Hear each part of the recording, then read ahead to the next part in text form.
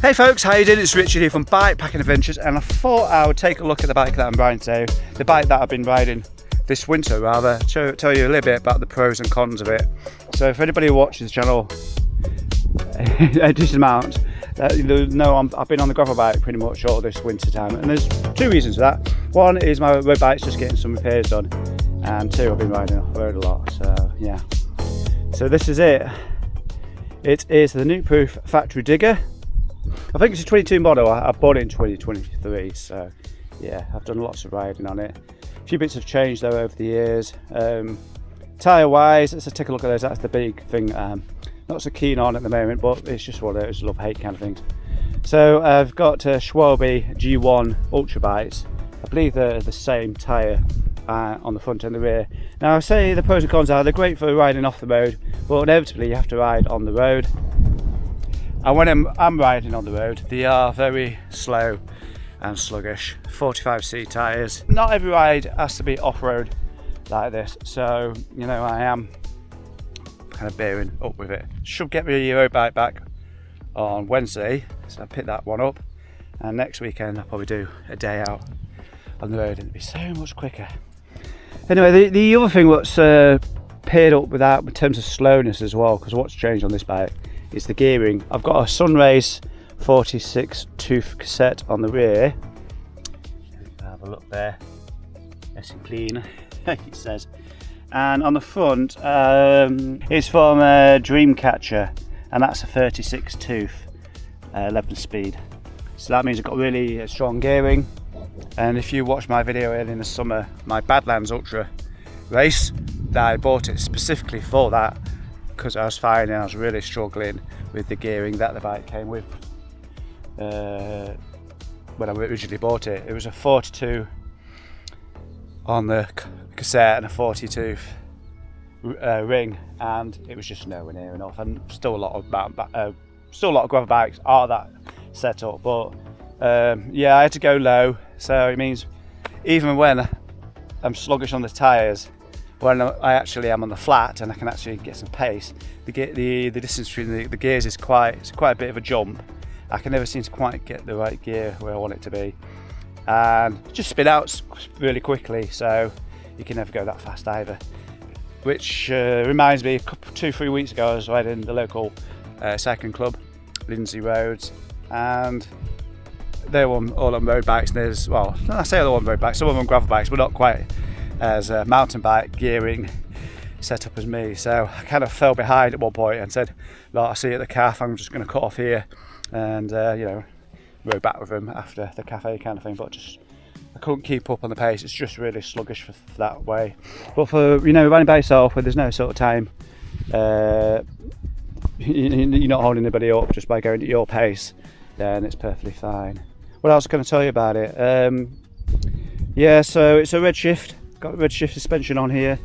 See, it's on the grass at the moment. I couldn't find a particular bench or fence to put on, so there's a RedShift stem and a RedShift seat post hiding under there as well. Charged saddles is my saddle of choice on all my bikes.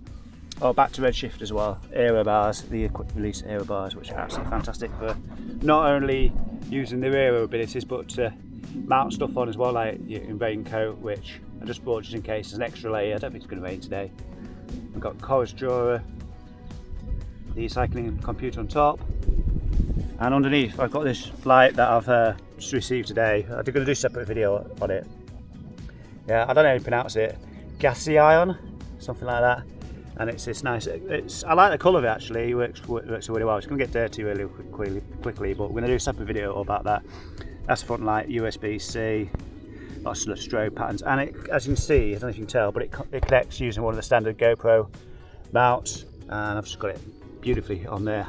And that, you know, in the summer I do put a camera on there, so that would probably go elsewhere on the bike, or if I was using this setup, which I have done in the past. Yeah, so that reminds me actually, when I did Badlands, I never really spoke about it, but I did, I can't remember, but I did use one of those USB Chinese lights in conjunction with my exposure, and for that event you often need two front lights, so that would be good for good use. Also I'm going to use it on my commuter bike.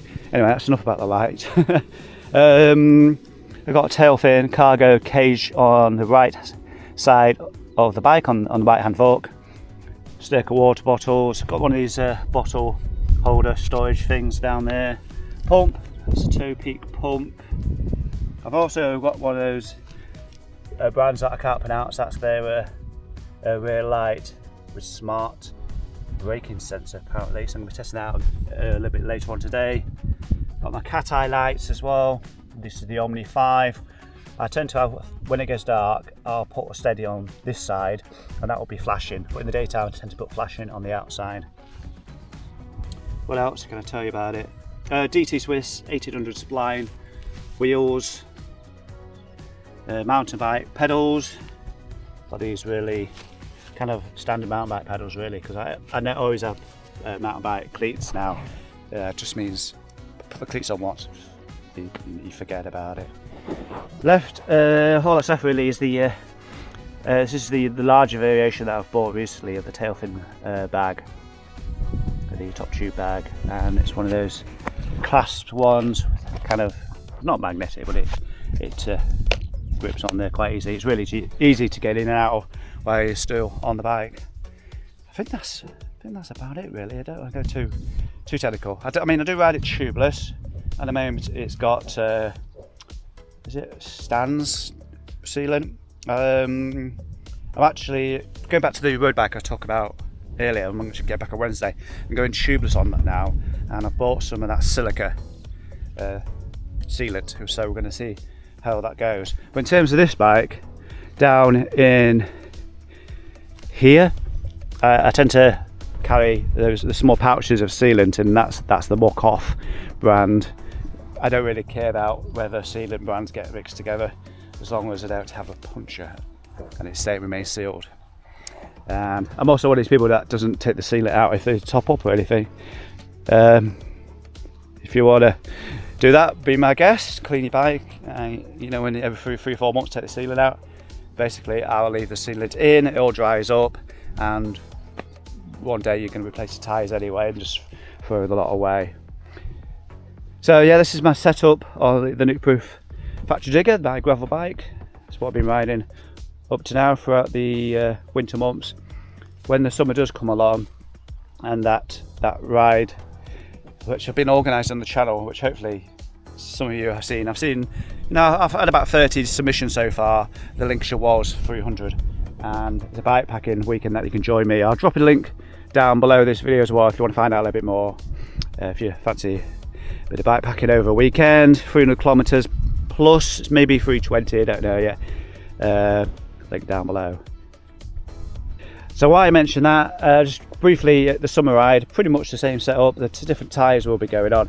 On the Badlands ride, I was testing out the Pirelli Cinerato M gravel tyres. They were in the 38 size, and they will be going on in probably March, April, whenever the snow and cold and rain has finally disappeared. Yeah, so yeah, I'm looking forward to those days where you finish your work and it's still light and it starts getting warm and things. Dreaming of the spring and the summer, eh? So I'm going to leave it there. Let me know down in the comments below what's your setup in the winter months, whether it's road, gravel bike, or even down a mountain bike. I've been riding a mountain bike as well. Head down to the comments below, get involved, give this video a thumbs up, hit that subscribe button, all that jazz, and I shall see you in the next video soon. Take care, bye bye.